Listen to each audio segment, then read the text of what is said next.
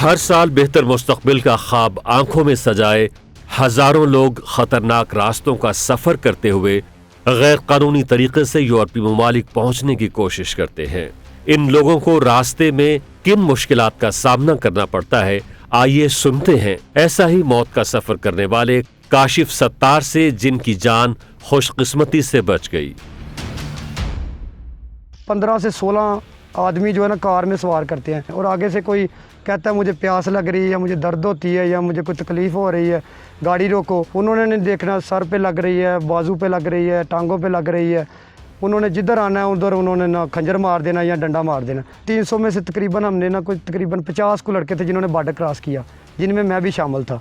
मेरे जो दूसरे साथी थे ना गाँव के, वो सारे पकड़े गए। उनमें से 2 जो थे वो मेरे साथ थे। बॉर्डर क्रॉस करके एक ना सुनसान सी जगह थी, वहाँ हम इकट्ठे हो गए सारे लड़के। उधर बैठे हम इंतज़ार कर रहे थे गाड़ियों का। इतनी देर में ना तुर्की की आर्मी ने ना जो कोई 10-15 गाड़ियाँ जो है ना हमारे जो है ना आसपास आ गई। उन्होंने हमारे ऊपर फायर करने शुरू कर दिए। मैंने कहा हमने लाशें उठाई हैं, हमने इतना कुछ देख लिया, अब पीछे कुछ भी नहीं रहा, हमने वापस जाना है। वो कहते हैं वापस तो जाने का रास्ता जो है ना वो ख़त्म हो गया, अब वो वापस की राह ख़त्म है, अब आगे ही जाना है, जब भी जाना है, वापस नहीं तुम जा सकते। अगर वापस जाओगे 2-3 लाख वापस के भी लगेंगे, अगर नहीं दोगे तो तुम्हें इधर ही मरवा देंगे। एक ही रास्ता था, या मौत थी या और हम आगे जा सकते थे।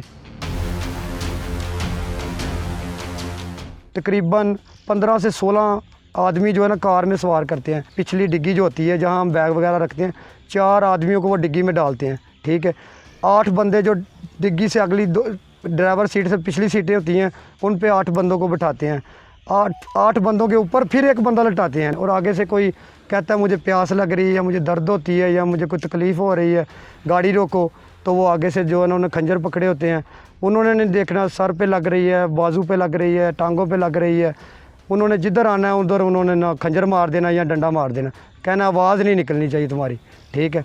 इस तरह सफ़र करते करते करते वो हमें माको शहर है, उनका गाँव है, उधर लेके गए। तेहरान से आगे है, उधर सफ़र करके हम गए हैं। उधर फिर हम रहे हैं को 5-7 दिन। वो खाने को अगर मांगते थे वो भी मारते थे आगे से, पीने को मांगते थे फिर आगे से मारते थे। कोई चीज़ देते नहीं थे खाने पीने को, कहते आवाज़ नहीं निकलनी चाहिए बस।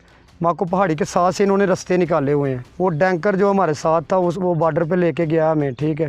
ठंड बहुत ज़्यादा थी तो ना कोई चादर ना कोई ऊपर कोई जैकेट वगैरह नहीं थी, ऐसे ही थे बस। सर्दी में हम जो ना काँप रहे थे, तो आगे जो कहते थे सर्दी लग रही है हमें कोई चीज़ दे दो पहनने के लिए, तो आगे से मारना शुरू कर देते थे। 300 में से तकरीबन हमने ना कोई तकरीबन 50 को लड़के थे जिन्होंने बॉर्डर क्रॉस किया, जिनमें मैं भी शामिल था। मेरे जो दूसरे साथी थे ना गाँव के, वो सारे पकड़े गए। उनमें से 2 जो थे वो मेरे साथ थे।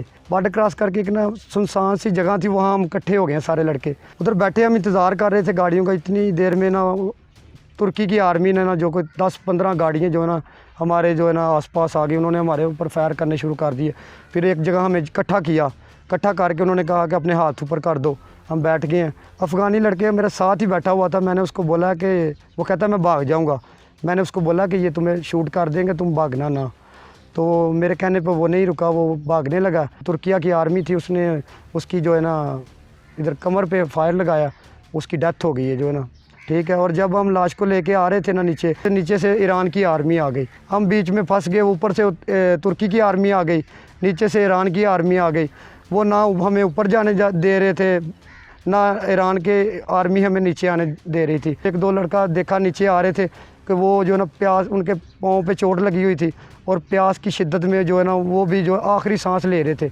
पानी उन्होंने मांगा, हमने पानी दिया, वो भी पानी पीते पीते वो भी अल्लाह को प्यारे हो गए। मैंने कहा हमने लाशें उठाई हैं, हमने इतना कुछ देख लिया, अब पीछे कुछ भी नहीं रहा, हमने वापस जाना है।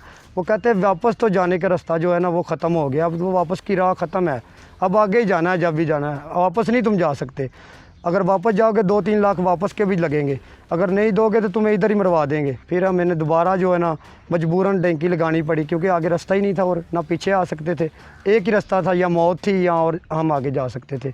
जैसे इधर गवाह किसी को कर लेते हैं और उसका तवान लेते हैं, उधर वो उसको माफिया और खुर्दे बोलते हैं। वो ना 5-6 घोड़ों पर आ गए हैं और उन्होंने हमें पकड़ लिया और उन्होंने कहा कि हम इनको ना सेफ़ लगाएंगे। सेफ़ को कहते हैं कि जो गवाह करने को कहते हैं, बोलते हैं उनकी ज़ुबान में।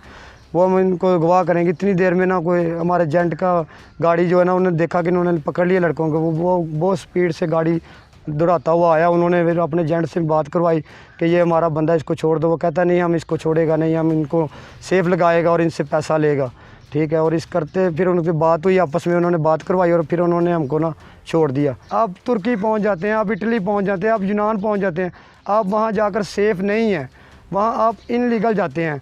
और जब आप वहां इनलीगल जाते हैं तो वहां की पुलिस से आप हर वक्त आपको खौफ रहता है कि अभी ना पकड़े जाएँ, अभी ना पकड़े। काम पे जाना है तब खौफ, रिहाइश में रहना, 3-3 ताले लगा के रहना है कि पकड़े ना जाएँ। जब मैं पहुँच गया हूँ, दूसरे साथी तो चलो वहाँ मार खा के वापस आ गए, जलील हो गए, पैसे भी दिए, मारे भी खाई और वापस आ गए। आज तक वो अपना कर्जा उतार रहे हैं।